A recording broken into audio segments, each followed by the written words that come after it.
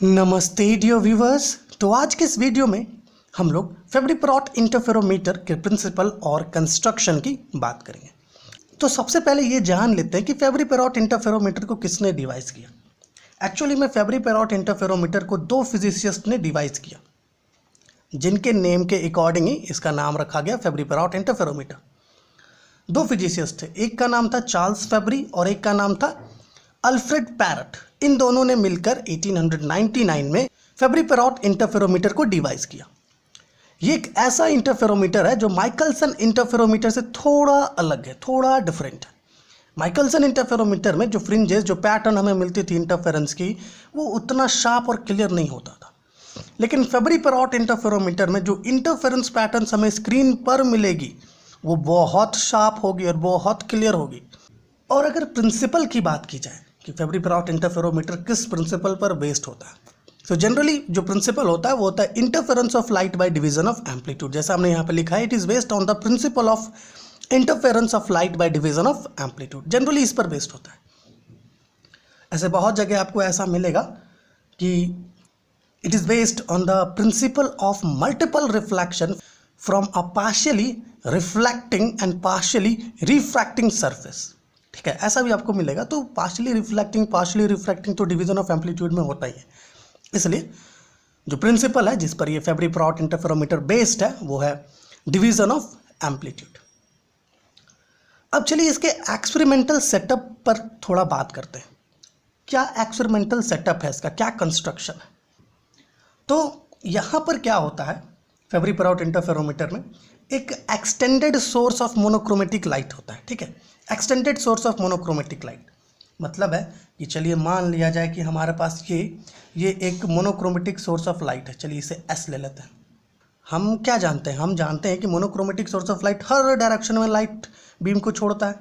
तो मान लीजिए कुछ लाइट बीम इधर चला गया, कुछ इधर आ गया, कुछ ऐसे जा रहा है, कुछ इधर आ रहा है, कुछ यहाँ से सीधे जा रहा है, कुछ ऐसे जा रहा है। तो हमें क्या करना होगा, इन लाइट रेज को पहले पैरेलल लाना होगा, फोकस करना होगा पैरेलली। इसके लिए हम क्या करेंगे, इसके लिए हम यहाँ पर एक कॉन्वेक्स लेंस या फिर ऐसा कहें कॉलीमेटिक लेंस का यूज़ करेंगे। चलिए इसे एल नाम दे देते हैं। अब ये जैसे ही यहाँ से एंटर करेगा, ठीक है, यहाँ पर आएगा और ये पैरेलल बीम्स की तरह कुछ ऐसे पैरेलल बीम्स की तरह बाहर की ओर निकलेगा। ठीक है, कुछ ऐसे। अब देखिए हम क्या करते हैं, सिर्फ एक रे लेंगे और एक रे से ही समझने का कोशिश करेंगे। ठीक है, यहाँ पर हम लोगों ने कुछ ऐसे एक प्लेट रखा है, कुछ ऐसे एक प्लेट है यहाँ पर। चलिए ग्लास प्लेट है, इसका नेम हम लोग P1 दे देते हैं। और एक और ग्लास प्लेट है यहाँ पर, और चलिए इसका नाम हम लोग P2 दे देते हैं। दो ग्लास प्लेट्स होता है। ये जो दो ग्लास प्लेट्स है, ये दो ग्लास प्लेट्स बहुत हाईली पॉलिश्ड होते हैं। ठीक है, बहुत हाईली पॉलिश्ड होता है। और ये पॉलिशिंग या तो सिल्वर का होता है या एल्युमिनियम का, डिपेंड करता है कि जो विजिबल रेंज है वो कैसा है। अगर विजिबल रेंज 400 नैनोमीटर से कम का होता है तो उस केस के लिए जो कोटिंग हम लोग यूज़ करते हैं वो सिल्वर का होता है। इसमें जो कोटिंग होता है वो सिल्वर का। लेकिन अगर वो जो विजिबल रेंज है अगर वो 400 नैनोमीटर से ग्रेटर होता है तो उस केस के लिए हम लोग एल्युमिनियम का कोटिंग यूज़ करते हैं। ठीक है, डिपेंड करता है कि किस तरह का विजिबल रेंज है। अब मान लेते हैं कि चलिए एक रे जो है यहाँ पर से इसमें एंटर किया। अब एंटर करने के बाद ये रिफ्रैक्ट करके कहाँ जाएगा, इस पर जाएगा। जैसे ही ये यहाँ पर जाएगा, यहाँ से फिर से ये रिफ्लेक्ट होगा, कुछ ऐसे ये रिफ्लेक्ट होगा। लेकिन कुछ पार्ट यहाँ से ट्रांसमिट भी होगा बाहर की तरफ। मान लीजिए कुछ पार्ट ऐसे ट्रांसमिट हो रहा है। ठीक है, फिर यहाँ से क्या होगा, यहाँ से फिर से ये रे कुछ ऐसे रिफ्लेक्ट हो जाएगा, बट यहाँ से कुछ ट्रांसमिट भी होगा लाइट बाहर की तरफ। यहाँ से कुछ रिफ्लेक्ट भी होगा, बट यहाँ से कुछ रे बाहर की तरफ ट्रांसमिट भी होगा, कुछ ऐसे। ठीक है, थोड़ा सा ये फिगर थोड़ा सा सट गया यहाँ पर जो रेज है। ठीक है, तो इसमें कंफ्यूज मत कीजिएगा आप। तो यहाँ पर आप देख पा रहे हैं कि हमने क्या कहा था, पार्शियली रिफ्लेक्टिंग और पार्शियली रिफ्रैक्टिंग सरफेसेस होता है। ये दोनों पार्शियली रिफ्लेक्टिंग और पार्शियली रिफ्लेक्टिंग सरफेसेस ही हैं। यहाँ पर क्या हो रहा है कि लाइट जैसे ही एंटर कर रहा है कुछ पार्ट उसका रिफ्लेक्ट कर जा रहा है। ठीक है, आप देख रहे हैं कुछ पार्ट जो है इधर आके रिफ्लेक्ट कर गया और कुछ पार्ट बाहर की तरफ ट्रांसमिट कर जा रहा है। अब आप कहोगे कि भाई इधर भी ट्रांसमिट होना चाहिए, बिल्कुल होता है इधर भी। जैसे कि ये 2 ग्लास प्लेट्स है, ठीक है, मान लीजिए कि यहाँ से लाइट कुछ ऐसे एंटर किया, तो यहाँ से जब ये लाइट एंटर करेगा तो कुछ पार्ट ऐसे ट्रांसमिट होगा और कुछ पार्ट रिफ्लेक्ट होगा, कुछ पार्ट फिर से यहाँ से रिफ्लेक्ट होगा और बाहर की तरफ ट्रांसमिट हो जाएगा, और ये जो पार्ट यहाँ रिफ्लेक्ट हो रहा था यहाँ से भी कुछ लाइट कुछ ऐसे ट्रांसमिट होता है, ठीक है। बिल्कुल पीछे भी ट्रांसमिट होगा लाइट, लेकिन हम क्या कर रहे हैं, ये जो आगे जो लाइट ट्रांसमिट हो रहा है हम इसकी स्टडी कर रहे हैं, इसलिए हम इससे कंसिडर करते हैं।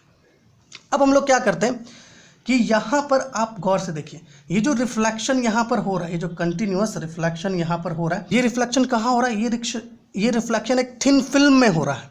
यहाँ पर एक थिन फिल्म फॉर्म हुआ है एयर का, ये जो 2 ग्लास प्लेट्स है, ये इन 2 ग्लास प्लेट्स के बीच एक थिन फिल्म है एयर का।